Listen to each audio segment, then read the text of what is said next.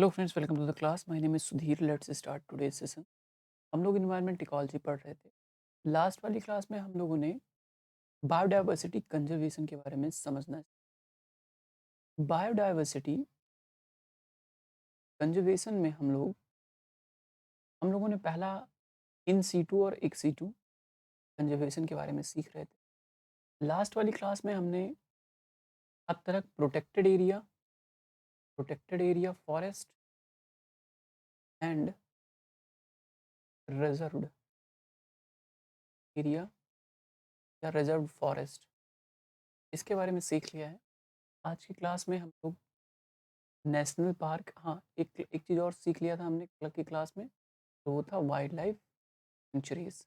तो ये 3 चीज़ें हमने सीखी थी कल की क्लास में। आज हम लोग नेशनल पार्क्स और बायोस्फीयर रिजर्व इसके बारे में सीखेंगे, प्लस जितने इम्पोर्टेंट करंट अफेयर्स में wild life sanctuary, national biosphere reserves newspapers में थे, उन सबको कवर कर। चलिए शुरू करते हैं। अगर आपको हिस्ट्री एंड कल्चर की क्लासेस देख अकेडमी पर अभिषेक श्रीवास्तव सर की क्लासेस देख सकते हैं हिस्ट्री एंड कल्चर के लिए। डिटेल जानकारी आपको डिस्क्रिप्शन में दे दी जाएगी। साथ PT100 करके कूपन कोड है, यूज़ कर सकते हैं ताकि मैक्सिमम डिस्काउंट अवेल हो सके कोर्सेज। चलिए, सबसे इम्पॉर्टेंट बात ये है कि देखो हम लोग कहाँ पे हैं। हम लोग पिलर नंबर सेकंड के टॉपिक नंबर 5th पे हैं, बायोडाइवर्सिटी कंजर्वेशन।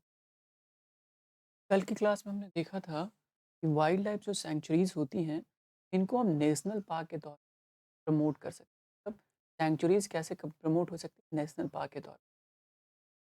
और 3-4 नेशनल पार्क या 3-4 wild life sanctuary, 3-4 national park और 3-4 वाइल्ड लाइफ सेंचुरी मिलके एक बायोस्फीयर रिजर्व का फॉर्मेशन करती हैं। ये हमने सीखा था। हो सकता है कि बायोस्फीयर रिजर्व अगर कोई बन रहा हो, तो उसमें हो सकता है कि एक नेशनल पार्क हो और एक वाइल्ड लाइफ सेंचुरी हो, वो भी मिलके बायोस्फीयर रिजर्व बन सकता है। मतलब बायोस्फीयर रिजर्व जो है वो इनसे बड़ा कॉन्सेप्ट है, जिसको हम आगे समझ। तो हमने कल की क्लास में वाइल्ड लाइफ सेंचुरी के बारे में सीखा। अब हम लोग सीखने जा रहे हैं टाइगर रिजर्व और टाइगर रिजर्व। टाइगर रिजर्व का जो प्रोटेक्शन स्टेटस है, ये उतना ही प्रोटेक्शन स्टेटस है टाइगर रिजर्व में जितना कि वाइल्ड लाइफ सेंचुरी का है। बहुत इंपॉर्टेंट बात है, जितना protection status wild life sanctuary का है, सेम प्रोटेक्शन स्टेटस है आपके national tiger reserve.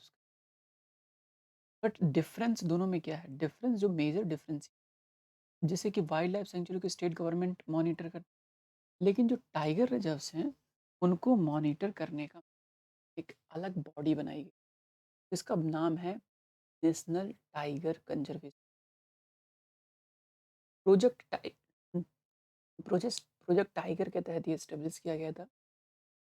Project tiger के तहत ये नेशनल टाइगर कंजर्वेशन अथॉरिटी है, वो बनाई गई थी। बहुत इंपॉर्टेंट है, प्रोजेक्ट टाइगर के तहत ये जो है बॉडी बनाई गई थी। मेन काम क्या है? टाइगर रिजर्व को जो है डिनोट करना, बनाना, को प्रोटेक्ट करना, उससे रिलेटेड जो है एक एनुअल रिपोर्ट्स प्रिपेयर करना, ये इनका काम है। अगर कोई टाइगर रिलेटेड इशू आता है तो उसको भी सॉल्व करने का काम टाइगर कंजर्वेशन अथॉरिटी। देखो, एक एक चीज़ बताऊँ, अभी हाल फिलहाल में इन्होंने एक रिपोर्ट जारी किया था टाइगर कंजर्वेशन अथॉरिटी ने। में कहा गया था कि 2012 से लेके 2019 के बीच में एवरेज टाइगर डेथ है पर ईयर 94। हर साल 94 टाइगर मर रहे हैं, ऐसा इन्होंने बताया। एनुअल ग्रोथ रेट कितना है? जितने भी टाइगर हैं उनका टोटल मिला के 6% एनुअल ग्रोथ रेट इस टाइम टाइगर्स का। थोड़ी सी नेशनल टाइगर कंजर्वेशन अथॉरिटी के बारे में कुछ चीज़ें सीख लेते हैं। जैसे ये जो नेशनल टाइगर कंजर्वेशन अथॉरिटी है, ये एक स्टेचुटरी बॉडी है, कॉन्स्टिट्यूशनल बॉडी नहीं है, ये वैधानिक बॉडी है। ध्यान। दूसरी बात ये है कि ये कब इस्टेब्लिश किया गया था? 2005 में। और 2006 के बाद से इन्होंने अपना रिपोर्ट प्रस्तुत करना स्टार्ट किया। उसके बाद देख लेते हैं कि ये किस एक्ट के तहत ये बनाया गया है। ये एक इम्पॉर्टेंट क्वेश्चन है, पूछा जाता है, किस एक्ट के तहत नेशनल टाइगर कंजर्वेशन अथॉरिटी को बनाया गया है? तो wild life protection act 1972, wild life protection act 1972, इसको 2006 में अमेंड किया गया और उसके बाद एक नेशनल टाइगर कंजर्वेशन अथॉरिटी बनाई गई। वर्तमान समय में 2000 लास्ट सेंसस जब हुआ था 2014 का, तो टोटल टाइगर्स की संख्या 2206 है Bharat. Total population of the tiger is 2226, 2200 2206, इतनी टाइगर्स की संख्या है वर्तमान समय में भारत में। तो ये कुछ इंपॉर्टेंट फैक्ट थे टाइगर कंजर्वेशन अथॉरिटी के बारे में, क्या आपको पता होना चाहिए था। आई होप कि इतना बात समझने में आपको कोई दिक्कत नहीं है। अगर किसी को कोई समस्या है तो मुझे कमेंट सेक्शन में बता सकते हैं, कुछ लिख सकते हैं आप, शायद जो है अगर इससे रिलेटेड आपको कोई इशू है।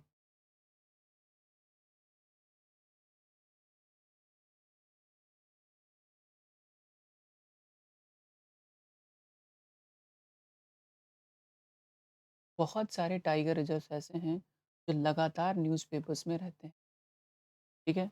लगातार न्यूज़पेपर्स में रहते हैं और अभी अ, जो है हाल-फिलहाल में जो लेटेस्ट टाइगर रिज़र्व न्यूज़पेपर्स में था, वो था जिम कॉर्बेट। जिम बेट ये एक प्रकार का टाइगर रिज़र्व है। इसका नाम चेंज किया गया, इसका नेम चेंज किया गया है। आप में से क्या किसी को पता है कि जिम कॉर्बेट जो टाइगर रिज़र्व है या नेशनल पार्क है, इसका नाम बदला क्या है? क्या नाम किया गया है? बताइए।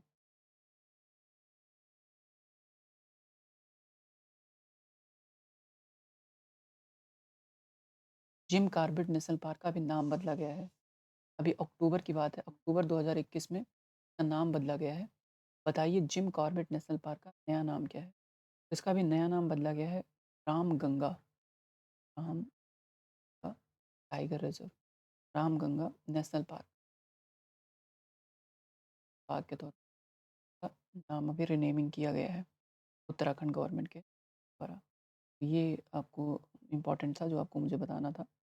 बाकी और बहुत सारे टाइगर रिज़र्व्स हैं जिसको आप जान सकते हैं। जैसे कि काज़ीरंगा नेशनल पार्क, वो भी एक टाइगर रिज़र्व है।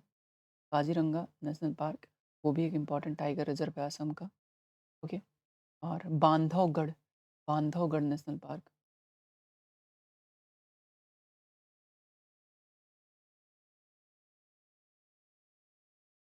तो गढ़ Bandhavgarh national park important tiger reserve है मध्य प्रदेश का, ओके। उसके अलावा एक है पंच टाइगर, पेंच, पेंच टाइगर रिज़र्व, ये कहाँ का है? ये भी आपका, ये इम्पॉर्टेंट है, इसको भी ध्यान रखना आप। उसके अलावा नागरहोल टाइगर रिज़र्व मधुमलाई के पास, ठीक है। Nagarhole, Nagarhole tiger reserve important tiger reserve है। नागरहोल एक रिवर है, उसी के पास ये टाइगर रिज़र्व है। और टाइगर रिज़र्व्स की बात करें जो इम्पोर्टेंट है, तो एक है कान्हा टाइगर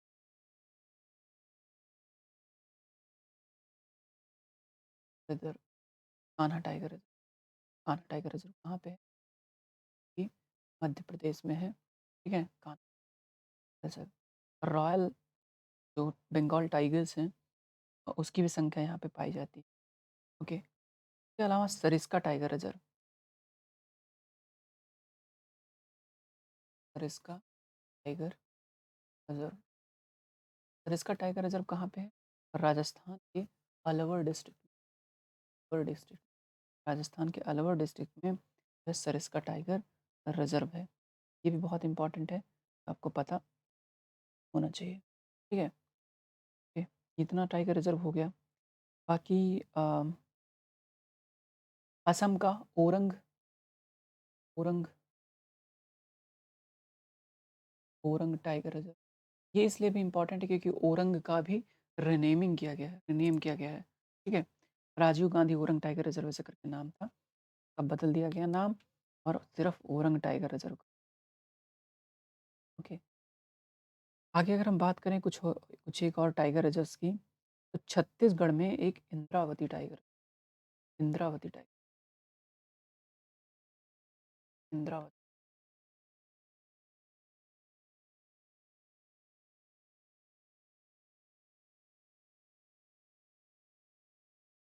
छत्तीसगढ़ में है, छत्तीसगढ़ में है इंद्रावती टाइगर रिजर्व। ये भी एक इम्पोर्टेंट टाइगर। झारखंड में इम्पोर्टेंट टाइगर रिजर्व का नाम है पलामू पलामू टाइगर रिजर्व। ये कहाँ? झारखंड का पलामू टाइगर रिजर्व, ये भी इम्पोर्टेंट है, कभी नाम आप। उसके अलावा पेरियार टाइगर रिजर्व है, केरला में है, पेरियार के नाम से आपको क्लियर हो जाएगा कि पेरियार टाइगर रिजर्व कहाँ। देखो अभी मैंने पेंच टाइगर रिजर्व का नाम लिया, ये इम्पोर्टेंट है। मेनली ये कहाँ पे है? मेनली है ये आपका मध्य प्रदेश, लेकिन इसका कुछ एरिया कहाँ पे लगता है? हाँ, महाराष्ट्र में। महाराष्ट्र में। तो मध्य प्रदेश और महाराष्ट्र के बीच में जो एक टाइगर रिजर्व है, उसका नाम है पेंच टाइगर रिजर्व। ठीक है। महाराष्ट्र का अगर ज़िक्र आया है, तो महाराष्ट्र का एक इम्पोर्टेंट और टाइगर रिज़र्व है, आप यहीं पे लगे हाथ याद और उसका नाम है आपका बोर टाइगर रिज़र्व। ऐसे याद रखो कि बोर हो गए थे कहाँ? महाराष्ट्र में जाके बोर हो गए, तो बोर टाइगर रिज़र्व में है, ये एक इम्पोर्टेंट टाइगर रिज़र्व और है, जो कि मिज़ोरम में है। नॉर्थ ईस्ट स्टेट में नॉर्थ ईस्ट स्टेट के जितने इम्पोर्टेंट टाइगर रिज़र्व या सैंक्चुरीज़ होते हैं, वो बहुत इम्पोर्टेंट होते हैं। वो एक तो कन्फ्यूज़िंग होते हैं और किसी न किसी वजह से न्यूज़पेपर्स में रहते हैं, तो उनको आपको याद रखना है। मिज़ोरम का इम्पोर्टेंट टाइगर रिज़र्व है, उसका नाम है डंपा, डंपा, डंपा, ठीक है? डंपा टाइगर रिज़र्व कहाँ पे है? मिज़ोरम में है, ठीक है? मिज़ोरम में है डंपा। कोई भी तरीका निकाल लीजिए याद करने का, कुछ फ़ॉर्मूले बना के याद कर सकते हैं, जैसे कि मिज़ोरम, याद करने का कोई सब्स्टिट्यूट नहीं है। बहुत एकदम सब लोग कहते हैं ना कि एकदम कॉन्सेप्ट पे चलिए, कॉन्सेप्ट से। क्वेश्चन फैक्ट से बहुत आते हैं। Dampa tiger reserve. मीज़ो मीज़ो डंपा है, डंप है, ऐसे करके मीज़ो पीपल ऐसे कर लो कि डंप है एकदम से, तो डंपा, डंप, मीज़ो, मीज़ो डंप है ऐसे, डंपा आ जाएगा, ठीक है? महाराष्ट्र में गए थे तो बोर हो गए थे, ठीक है? कान्हा मध्य प्रदेश में रहता है, ठीक है? पेंच मध्य प्रदेश और महाराष्ट्र को मिला के हमने पेंच लगा दिया, ऐसे करके याद कर लो। पेंच टाइगर रिज़र्व याद करना है, पेंच से हमने एमपी और महाराष्ट्र को जोड़ दिया, ये एक तरीका है। तो ऐसे अलग-अलग कोई भी तरीका निकाल लीजिए, फ़ॉर्मूला बना लीजिए, ताकि आपको याद ईज़ी हो। एक आध 2 टाइगर रिज़र्व जो बचे हुए हैं, अभी जब नेशनल पार्क और बायोस्फीयर रिज़र्व पढ़ लेंगे ना, तब हम लोग आएँगे जो है इम्पोर्टेंट अदर टाइगर रिज़र्व्स। आपको टेक्स्ट फॉर्मेट में मिलेगा वो, ठीक है?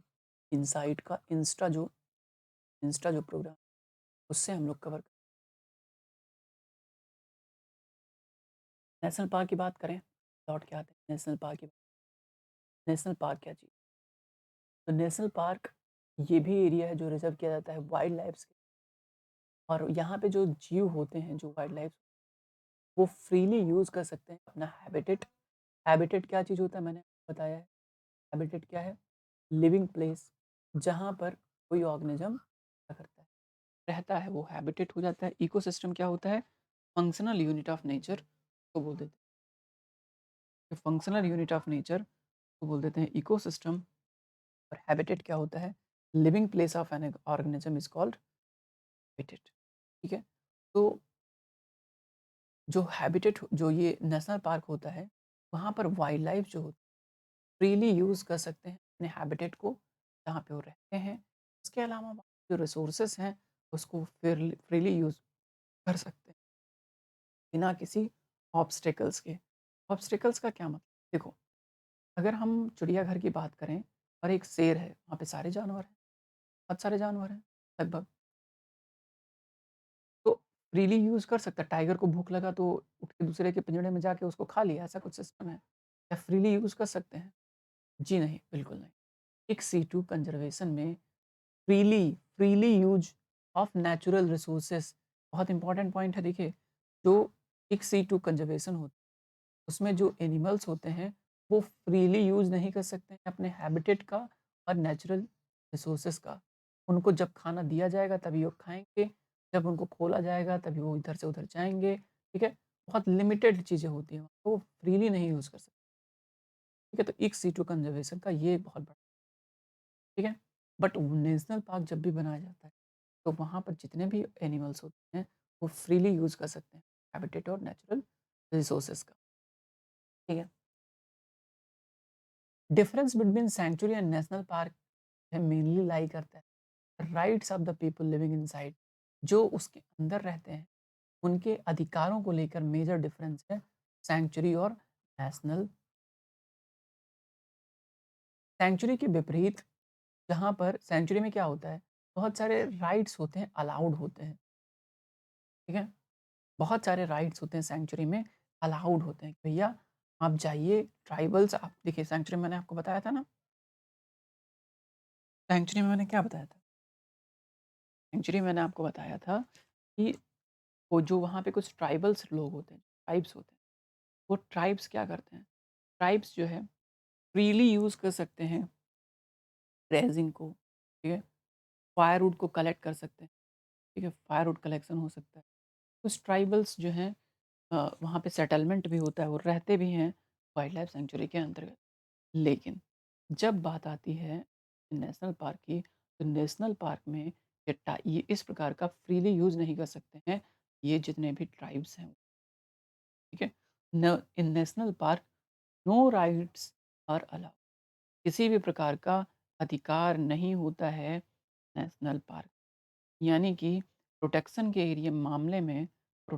मामले में जो है आपका नेशनल पार्क ज़्यादा प्रोटेक्टेड है। वाइल्ड लाइफ की तुलना में, वाइल्ड लाइफ सेंचुरी की तुलना में नेशनल पार्क जो है वो ज़्यादा प्रोटेक्टेड है, ये बात ठीक है।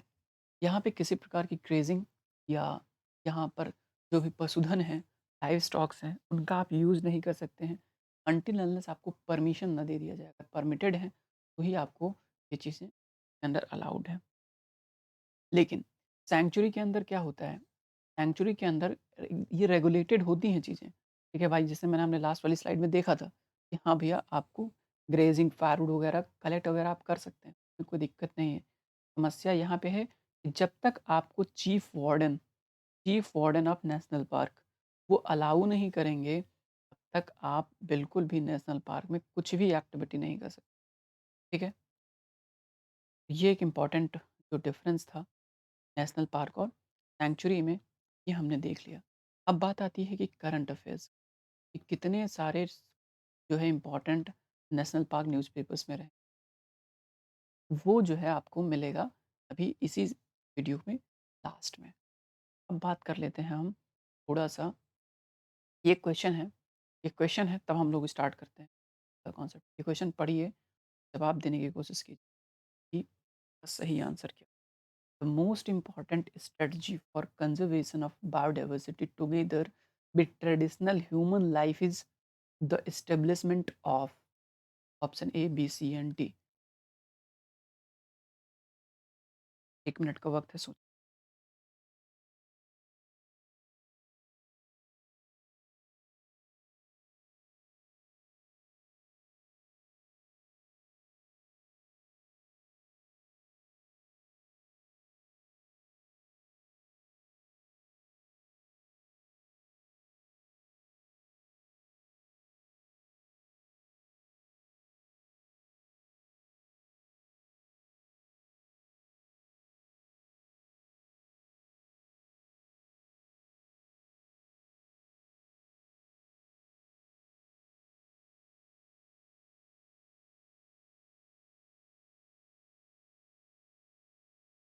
आई होप कि आपको अब जवाब मिल गया होगा इसका। इसका जो सही जवाब है वो है आपका ऑप्शन ए, बायोडाइवर्सिटी। आपकी बायोस्फीयर, बायोस्फीयरिज्म is the correct. Important strategy for conservation of biodiversity together with traditional human life. भैया हम क्या करेंगे, बायोडाइवर्सिटी को भी प्रोटेक्ट करेंगे और साथ ही साथ जो वहाँ पर पारंपरिक रूप से लोग रह रहे हैं, ठीक है, पारंपरिक रूप से जो लोग रह रहे हैं उनको भी प्रोटेक्ट करेंगे, और दोनों को प्रोटेक्ट करने का काम कौन करेगा? बायोस्फीयर। आइए समझने की कोशिश करें बायोस्फीयर रिजर्व को और डिटेल से। बायोस्फीयर रिजर्व एक बहुत बड़ा एरिया होता है। नेशनल पार्क चलो मान लो इतना बड़ा, वाइल्ड लाइफ सेंचुरी मान लो इतना बड़ा, ठीक है।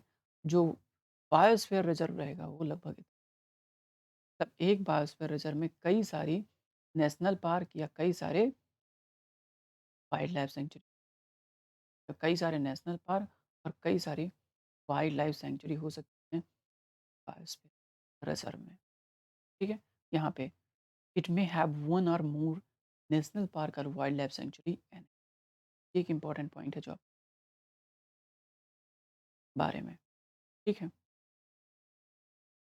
अब थोड़ा सा समझ लेते हैं जो है बायोस्फीयर के बारे में, थोड़ा सा डिटेल से समझ लेते हैं। 3 पार्ट में बायोस्फीयर रिजर्व पड़ता है।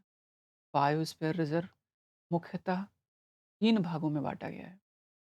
मुख्यतः 3 भागों में बाँटा गया है बायोस्फीयर रिजर्व को। पहला जो भाग है बायोस्फीयर रिजर्व का, सबसे कोर भाग, सबसे कोर भाग। यहाँ पे किसी भी प्रकार का ह्यूमन एक्टिविटी अलाउड नहीं है। किसी भी प्रकार का, बहुत इम्पोर्टेंट पॉइंट है, कोर जो कोर होता है, एक बफर ज़ोन होता है, एक ट्रांजिशन ज़ोन। कोर ज़ोन होता है, बफर ज़ोन होता है, तीसरा जो ज़ोन होता है ट्रांजिशन ज़ोन होता है, ठीक है? ट्रांजिशन ज़ोन ही ऐसा ज़ोन होता है जहाँ पर बहुत सारी एक्टिविटी अलाउड होती हैं। अब देखो, देखो, यहाँ पे जो कोर ज़ोन है, जो ग्रीन दिखाई दे रहा है आपको, ग्रीन वाला पोर्शन, ये वाला जो है, ये कोर ज़ोन है। कोर ज़ोन में किसी भी प्रकार की ह्यूमन एक्टिविटी को अलाउ नहीं किया जाता है। ह्यूमन एक्टिविटी अलाउड नहीं रहता है। ह्यूमन के अलावा जो एनिमल जिसको प्रोटेक्ट करके रखा गया है इसके अंदर, वही सिर्फ़ अलाउड रहता है। बाकी इसके खाने-पीने की इंतज़ाम रहती है, अदर जितने भी एनिमल्स हैं, वो अलाउड रहते हैं। बहुत सारी चीज़ें, किसी भी इकोसिस्टम को प्रोटेक्ट करना है या किसी स्पीशीज़ को बचाना है या कोई जेनेटिक वेरिएशन को मेंटेन करना है, तो हम उसको कोर ज़ोन में डाल देते हैं, ठीक है? और वहाँ पे किसी भी प्रकार की अदर एक्टिविटी अलाउड नहीं हो, कोई सड़क नहीं निकल, हुँ? कोई माइनिंग नहीं हो सकती है कोर ज़ोन में, ये इम्पोर्टेंट। अब आती है बात बफर ज़ोन की। जो लोग बहुत शौकीन होते हैं फॉरेस्ट वगैरह के, फॉरेस्ट वगैरह के जो लोग बहुत शौकीन होते हैं, वो लोग बफर ज़ोन प्रेफ़र करते हैं। बाकी बफर ज़ोन हम लोग यूज़ करते हैं, यानी कि पहला किस चीज़ के लिए बफर ज़ोन यूज़ हुआ? टूरिस्ट के लिए, टूरिज़्म, टूरिज़्म के लिए यूज़ करते हैं हम लोग buffer buffer zone for what? Tourism. Buffer zone for tourism, ठीक है? उसके अलावा चराई के लिए, चरागाह के तौर पे, ग्रेज़िंग के लिए यूज़ करते हैं क्या? बफर ज़ोन को। नहीं, बफर ज़ोन में ग्रेज़िंग अलाउड है। मतलब human and animal human and animal दोनों के एक्टिविटी को अलाउ करता है कौन?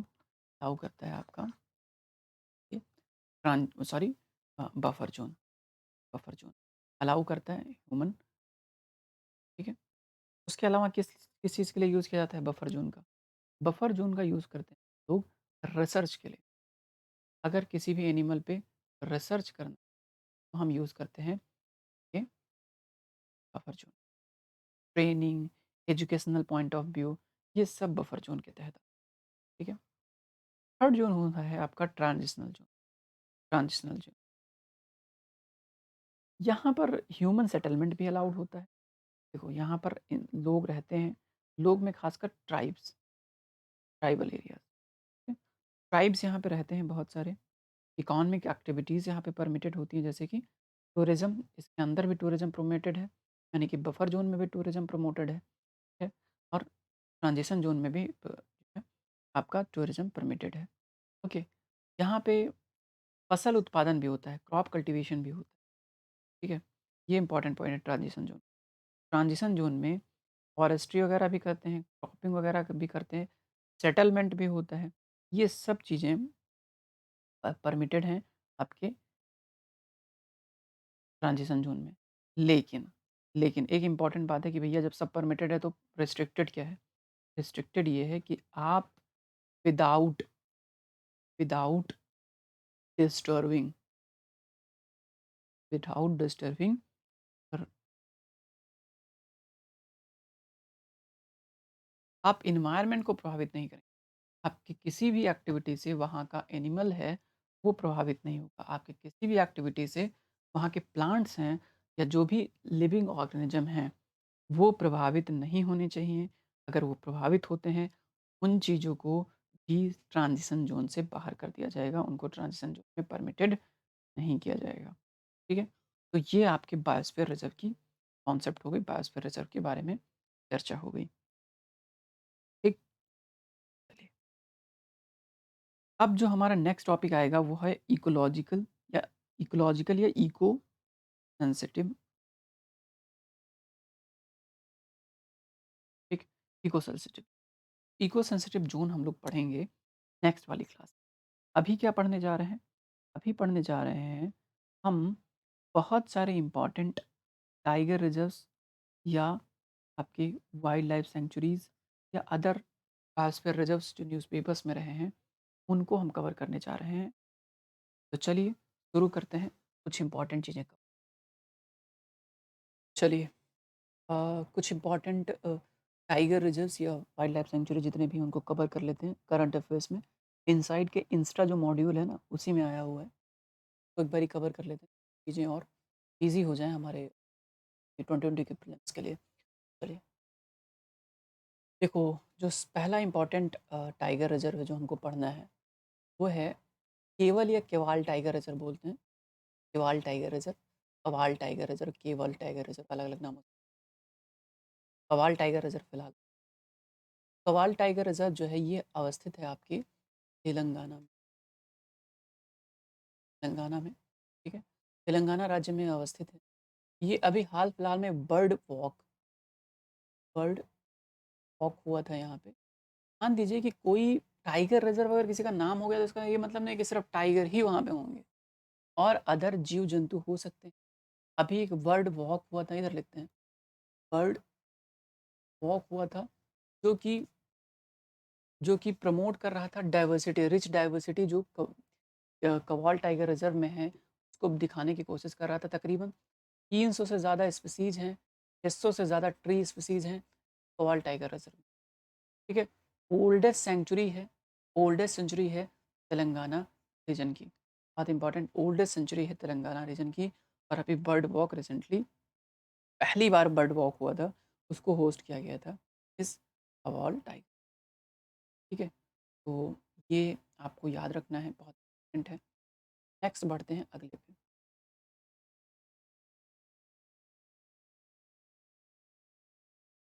हाँ, यहाँ पे कुछ और फैक्ट लिखा हुआ है जो आप देख लीजिए कि कैचमेंट एरिया किसका है? गोदावरी रिवर और कदम। कदम रिवर और गोदावरी के बीच में है। ठीक है? या ये Wayanad wildlife sanctuary, Wayanad wildlife sanctuary, Nilgiri biosphere reserve. Wayanad wildlife sanctuary component है किसका? Nilgiri biosphere reserve. तो मतलब नीलगिरी बायोस्फीयर रिजर्व में ही उसके अंदर कोई एक वाइल्ड लाइफ सेंचुरी जिसका नाम है वॉनयार्ड वाइल्ड लाइफ सेंचुरी। ठीक है? ध्यान रखना, बहुत इंपॉर्टेंट है। नीलगिरी तो मैंने पहले भी नाम लिया। ठीक है? तो वाइल्ड लाइफ सेंचुरी है। एलिफेंट रिजर्व के लिए बड़ा इंपॉर्टेंट है वॉनयार्ड वाइल्ड लाइफ सेंचुरी। और अभी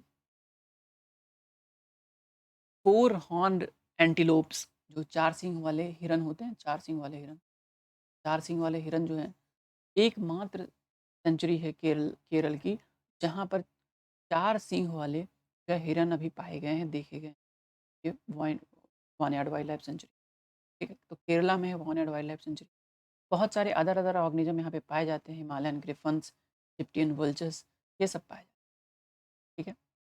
नागरहोल, बांदीपुरी, मधुमलाई और वान्याड फॉरेस्ट कॉम्प्लेक्स जो है, one of the most important tiger habitat है कंट्री का। Nagarhole, Bandipur, Mudumalai and Wayanad forest complex जो है, एक बहुत ज़्यादा इम्पॉर्टेंट टाइगर हैबिटेट है पूरे। ठीक है? कैचमेंट एरिया काबिनी रिवर का कैचमेंट एरिया है ये आपका Wayanad wildlife sanctuary. Kabini river का काबिनी रिवर का क्या है? काबिनी रिवर का अ, काबिनी रिवर का ये इम्पोर्टेंट कैचमेंट एरिया है, ये जो वाइल्ड लाइफ। आगे बढ़ते हैं। पक्के टाइगर रिजर्व।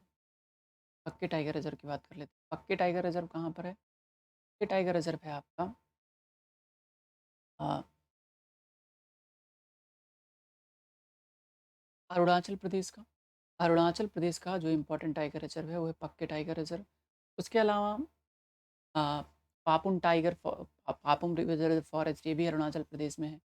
असम का Nameri national park, Yomara reserve forest, ठीक है, और ये सब, ठीक है, Eagle Nest wildlife sanctuary, ये सब आपके असम के हैं, ठीक है। तो ये पक्के टाइगर रिजर्व को पाखुई टाइगर रिजर्व के नाम से भी जानते हैं। This tiger reserve has been own India's biodiversity award 2016। India के बायोडाइवर्सिटी अवार्ड 2016 को प्राप्त करने वाला टाइगर रिजर्व कौन है?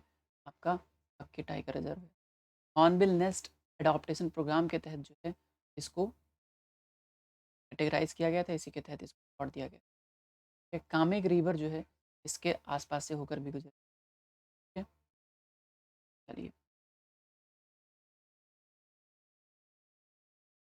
ईस्टर्न हिमालयन बायोडाइवर्सिटी का ये पार्ट भी है, ये एक इम्पॉर्टेंट। फिर जिम कॉर्बेट का भी नाम बदला गया। उत्तराखंड में है जिम कॉर्बेट।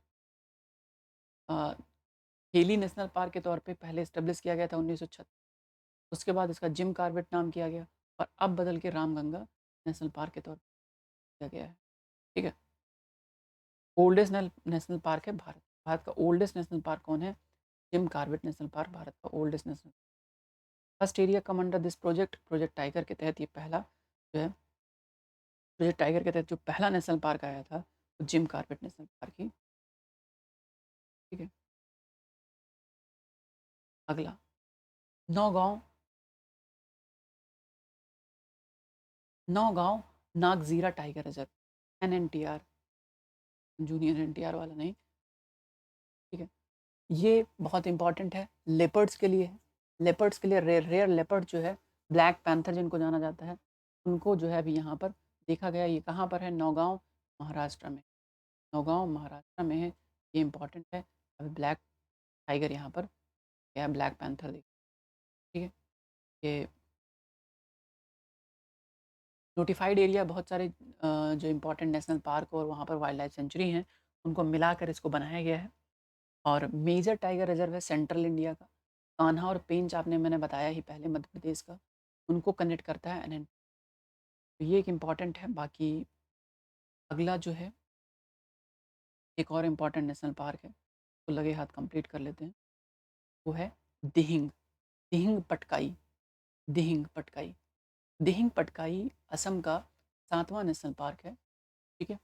ये थर्ड मोस्ट नेशनल पार्क है जो अंडमान निकोबार के बाद जो अभी लास्ट हाल फिलहाल में बनाया गया है, वो है Dihing Patkai.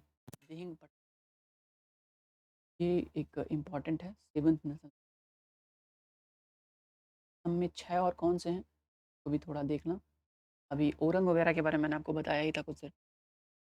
Okay, Nelapattu, Nelapattu wildlife sanctuary या बर्ड सेंचुरी, नेलापट्टू।